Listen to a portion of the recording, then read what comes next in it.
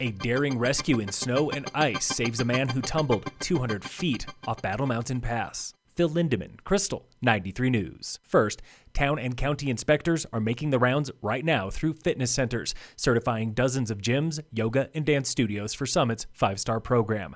If a center passes, they can immediately open at 25% capacity after 5 weeks at 10%.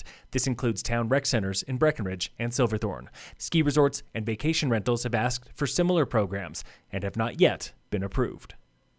A pair of Breckenridge liquor store clerks pay fines and more for selling alcohol to a woman who drove drunk and killed 2 in 2019. The clerks are guilty of 1 misdemeanor each, now on the hook for $800 in fines, intervention classes, and apology letters to the victims' families. The drunk driver pleaded guilty and is serving 16 years in prison.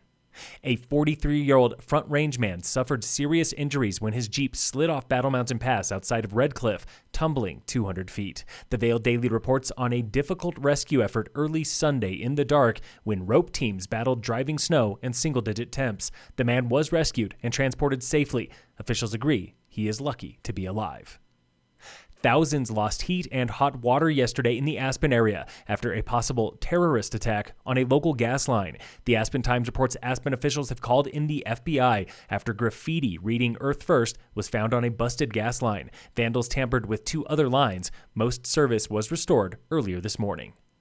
A 47-year-old local man died of respiratory failure due to COVID-19 earlier this month, the 4th confirmed Summit County death from the virus and 6th related to the virus. The man died December 7th after he was flown from Summit Medical Center to Colorado Springs. Health officials reported the fatality today, citing lag time between his death and a coroner's report.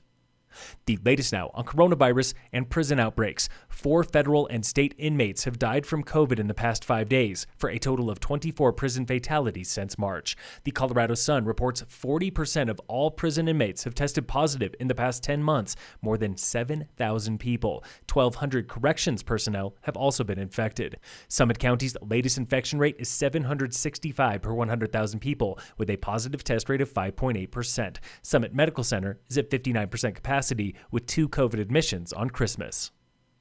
Avalanche danger is considerable today in the Summit Eagle County zone and across most of the state after 4 to 6 inches locally overnight, up to 20 inches down south, and another few inches since sunrise. Avoid skiing slopes steeper than 30 degrees today. In sports, World Cup women are on snow now in Austria, racing slalom under the lights, where Michaela Schifrin is in first by 0.02 of a second, leading Switzerland's Michelle Giesen after the first run. Team USA's Ryan Cochran-Siegel got the very first World Cup win of his career today, racing Super G in Bormio, Italy. He beat Austria's Vincent Krickmeyer by nearly 0.8 of a second. Tonight at 7 on ESPN, the Colorado Buffs face number 8 Texas at the Alamo Bowl. Oddsmakers have Texas winning by a touchdown. And in local sports, brought to you by American Family Insurance, the Weiss Agency, the Fat Bike Town Series continues next month, January 23rd, at Gold Run Nordic Center in Breck. Phil Lindemann, Krystal, 93 News.